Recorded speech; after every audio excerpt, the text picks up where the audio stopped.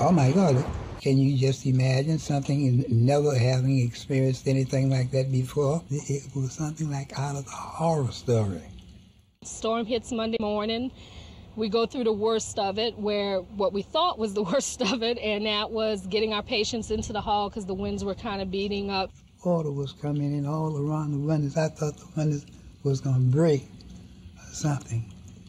And people were scared as hell. We were on generator power, which meant minimal lighting, no air conditioning. After the ventilator's batteries ran out, we had all of our nursing staff, housekeepers, vice presidents, any hands on deck, so to speak, maintaining these people's breathing by bagging them with an ambu bag. I basically kind of felt we might not make it out of here anyway. I'm going to do the very best I can to save who I can. Went to the ICU in a darkened unit and started moving everybody to this heliport that we're standing on. We had about 250 to 275 patients that were in our hospital. We lined them up and pushed them under the deck to where they had shade. At night, it was cooler out from underneath, so we moved them out. You could breathe. You could see the patients. In the hospital, it was dark and it was hot.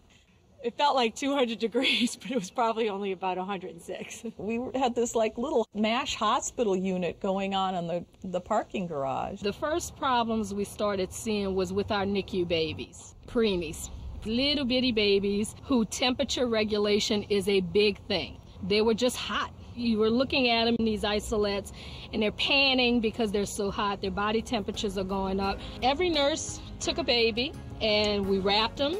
We started the trek up to the heliport. One of the most wonderful sights I saw was right over here from the horizon. You started seeing helicopters fly in. 2 nurses were with them, and we literally walked up, handed it to them, and that's how they took them out. This is my husband, Bruce. Bruce was crushed under a man lift, and so he has brain damage. This is the 6th floor. The elevators are not working. The heliport is across the street on the 3rd floor. There's no elevator to take him down. He has to go down in this chair because he does not walk. The nursing staff took my husband in this big, heavy chair. The weight of going down, 22 stairs per level to get him to the heliport, and doing it over and over again for each of the patients. You become very strong when you have to carry a patient down the steps. And then once we're out on the deck waiting for the helicopters, they continued to take wet rags and wipe his face as he was perspiring. And when they were flying off, we were all jumping up and down, high-fiving and blowing kisses. It was great. The head nurse of the unit did not know where her parents were. All she knew was that they lived in the section that she had just heard on TV had breached. And she was horrified, yet she's in here. I'm getting goosebumps. Remember, taking care of my husband. Angels, they were all his little guardian angels. You're the one who's born to care. Seems you've always been right there. Haven't you felt it from the start? With your hands and with your heart, touching lives, feeling joy. You're a nurse, you make a difference. We never had flooding in this area, so I was totally not prepared for what we had to deal with. One minute there was no water, and the next minute it was 4 foot in the hospital.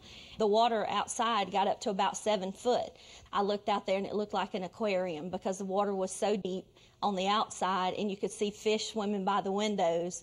After the eye went over and it got real calm, somebody spotted the first patient wading toward us, covered in mud, in her nightgown, no shoes, had been swimming in the storm trying to get to help. Then that's when they said patients are coming and we need to get down there and get ready. There were hundreds of them. We just thought any minute now somebody's going to come help us. We heard a helicopter, and so we all looked out the 2nd floor, and it was a Coast Guard helicopter, and we thought, oh, how wonderful. Somebody's coming to make sure we're okay. They're coming to check on us. They did come and they did land, but it was to bring us patients that they had rescued. They were doing anesthesia and and surgery in here in the dark by flashlight. It made me really appreciate the basics of nursing. You had to take care of the emotional part. You're suturing someone, looking at you, telling you that they just watched their spouse drown. I've had one of them sit and talk to me because I had lost my son. The people of this community had just been through the worst thing that they could have ever gone through. A lot of them watched their family members die, their homes gone, and they turned the corner needing care, and we were here. They stuck to their post. They did what they could. There was doctors and nurses out here on the apron suturing people with flashlights. Hey, I'm proud of what they did here. I think they did an excellent job. I've had quite a few angels when I was in ICU, and I mean they were angels. You give us strength to carry on. You're a hero all day long, soothing sadness, healing pain, making smiles appear again. You are there on the line. You're a nurse. You make a difference. All hell broke loose. I mean, the hurricane was approaching us. Something must have blew off of the roof while water started coming down through the panels, ceiling panels falling.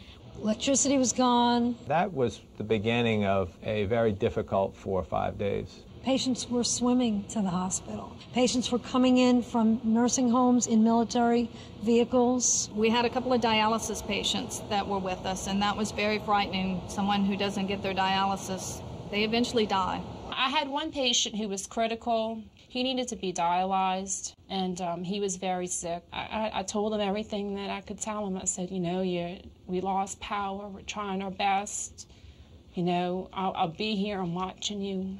If there's anything you need that I could do for you, I'll do it. He would just nod his head. He's like, yes, I understand, I understand.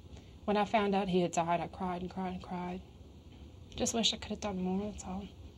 By midday Wednesday, when we had heard news reports that we had already been evacuated, that's when it became crystal clear to all of us that if we were going to get out, we were going to have to get ourselves out.